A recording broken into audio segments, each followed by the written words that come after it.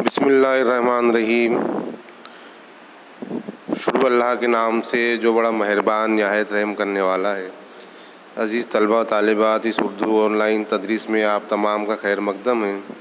आज हम आपकी दरसी किताब की नज़म नंबर 12, जिसका उन्वान है भूल और जिसके शायर है आनंद नारायण मुल्ला, उसका मुताला करेंगे। ये नज़म हमारी हो चुकी है, फिर भी हम इसका आज इआदा करने जा रहे हैं। आज इसका हम रिवीज़न करेंगे ताकि आप अच्छी तरह से उसको समझ लें। तो आइए शायर का तारुफ देखते हैं कि भूल नज़म के शायर है पंडित आनंद नारायण मुल्ला। इनकी पैदाइश 24 अक्टूबर 1901 लखनऊ में हुई और इनकी वफ़ात 13 जून 1997 दिल्ली में हुई।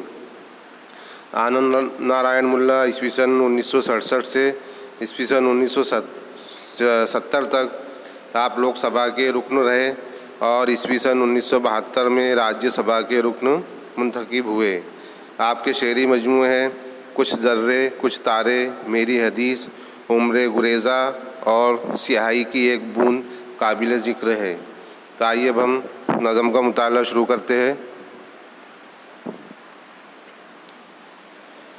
मुझसे हाँ भूल हुई और बड़ी भूल हुई, अश्क नापाक को मैं आँख का तारा समझा, देशभक्तों को गरीबों का सहारा समझा, और बहर की तह से उभर आई थी तूफ़ान में जो रेत, उसको मैं जोश अकीदत में किनारा समझा। उफरी मशहूर निगाही के हवस की लौ को जज्बे खिदमत इंसा का शरारा समझा। हर्ष की आग में दहकते हुए अंगारों को अर्श गांधी का चमकता हुआ तारा समझा। और पसे नेहरू तो थी मिट्टी के खिलौनों की कतार, और मैं लश्कर कौमी को सफ़े आरा समझा। महर की आड़ में थे काली घटाओं के परे, मैं शफ़क़ का जिन्हें रंगी नज़ारा समझा। और खसो खाशा की गोबर से लिपी एक तामीर, जिसको फौलाद वतन का मैं मीनारा समझा। वही कमज़रफ़ी वो नख़ुवत, वही ख़ुदकामी वो जबर, इस नए दर्द को मैं दर्द का चारा समझा। और मौज दर मौज ताफ़ुन ही ताफ़ुन है, मैं जिसे इत्र का बहता हुआ धारा समझा। मुझसे हाँ भूल हुई और बड़ी भूल हुई। तो प्यारे बच्चों, इस नज़्म का उन्वान है भूल। तो शायर आनंद नारायण मुल्ला कह रहे हैं कि मुझसे बहुत बड़ी भूल हुई, और क्या क्या उनसे भूल हुई वो सब एक एक बात उन्होंने इस नज़्म में बताया है। तो आइए एक एक अशार समझते हैं कि शायर कह रहे कि मुझसे हाँ भूल हुई और बड़ी भूल हुई, अश्क नापाक को मैं आँख का तारा समझा, और देशभक्तों को गरीबों का सहारा समझा। शायर कह रहे हैं कि मुझसे इतनी बड़ी भूल हुई है कि अश्क नापाक को मैं आँख का तारा समझा। आँख का तारा ये एक मुहावरा भी है, बहुत ज़्यादा प्यारा होना, दुलारा होना, है ना। तो शायर कह रहे हैं कि कुछ लोग दुनिया में ऐसे होते हैं जो मगरमच्छ के आंसू बहाकर अपने आप को दूसरों का हमदर्द बताने की कोशिश करते हैं, लेकिन बाद में ऐसे ही लोगों से धोखा मिलता है। और वो लोग जिन्हें हम आँख का तारा समझते थे, बहुत प्यारा बहुत दुलारा समझते थे, और ये सोचते थे कि हम उन्हीं की वजह से कामयाब हो जाएंगे। तो ये बहुत बड़ी भूल थी। इसलिए शायर ने आंसुओं को अश्क नापाक कहा है ना। और शायर कह रहे हैं कि देशभक्त जो गरीबों का सहारा बनने की कोशिश करते, बड़े बड़े नारे लगाते हैं, लेकिन वो हकीकत में गरीबों का सहारा नहीं होते, बल्कि वो अपना मतलब निकाल लेते हैं। आगे शायर कह रहे कि बहर की तह से उभर आई थी तूफ़ान में जो रेत, उसको मैं जोश अकीदत में किनारा समझा। इस शेर में आनंद नारायण मुल्ला कह रहे हैं कि समंदर में जब तूफ़ान आता है तो तब नीचे की जो रेत है वो ऊपर आ जाती है, और देखने वालों को वो रेत किनारे की तरह मालूम होती है। जब देखने वाला उस रेत को कि उसके करीब जाता है तो उसे किनारा समझ के उसके करीब जाता है, तब उसे पता चलता है कि ये तो मेरी आँख का धोखा था। तो इस मिसाल से शायर ने ये बताने की कोशिश की है कि दुनिया भी एक समंदर की तरह है और इसकी चमक धमक देखकर हम उसके पीछे भागते हैं, लेकिन यहाँ पर भी कदम कदम पर धोखा मिलता है, क्योंकि हर चमकने वाली चीज़ सोना नहीं होती। उफरी मसूर निगाही की हवस की लौ के जज्बे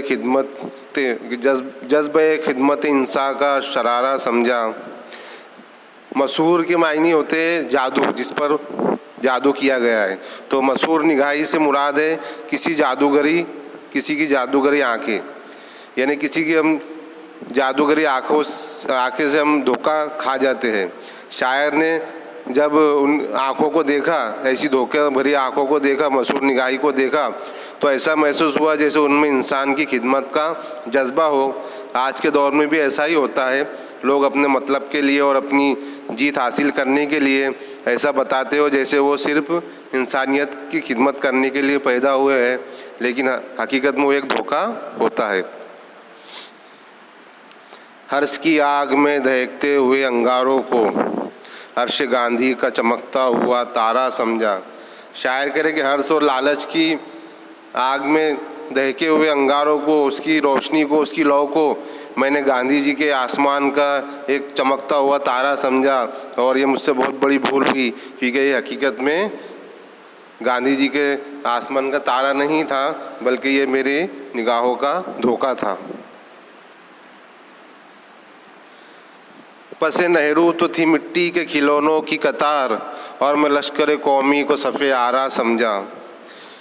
ये दूसरे शेर में जो है सफ़े आरा के मायने होते हैं कि जो जंग के अंदर सबसे अव्वल सफ़ में खड़े होते हैं।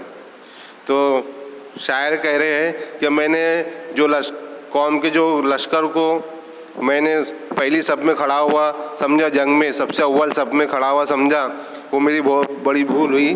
वो तो एक मिट्टी के खिलौनों की कतार की तरह कमज़ोर थे, और मैंने उनको हमारी कौम का सफ़े अव्वल लश्कर के सफ़े अव्वल सब कतार समझा, लेकिन मेरी बड़ी भूल हुई, क्योंकि वो तो एक मिट्टी के खिलौनों की कतार की तरह कमज़ोर निकले। और महर की आड़ में थे काली घटाओं के परे, मैं शफक का जिन्हें रंगी नज़ारा समझा। शफक के मायने होते हैं वो सुर्खी जो तुले आफ्ताब से बेशतर सुबह को और गुरूब आफ्ताब के बाद शाम को नमूदार होती है ना।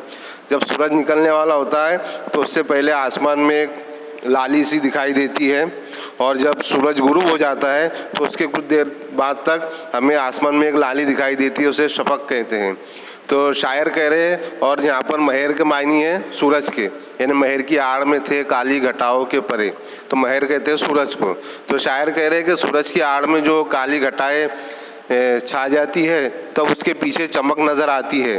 तो शायर उसे शफक का रंगी नज़ारा समझता है, क्योंकि उसकी चमक ऐसी है जिससे शायर धोखा खा जाता है। यहाँ शायर ने सूरज और काली घटाओं की मिसाल देकर ये समझाने की कोशिश की है कि दुनिया में भी दूर से चमक कोई चीज़ नहीं है, हमें नज़र आती है, कोई दूर से चमकती हुई चीज़ हमें नज़र आती है और हम उसे अपनी मंजिल समझ लेते हैं, उसे पाने की कोशिश करते हैं, लेकिन हम उसके करीब जाते हैं तब हमें पता चलता है कि ये तो हमारी भूल थी, और हमें अपनी भूल का एहसास होता है। खशो खाशा की गोबर से लिपी एक तामीर, जिसको फौलाद वतन का मैं मीनारा समझा।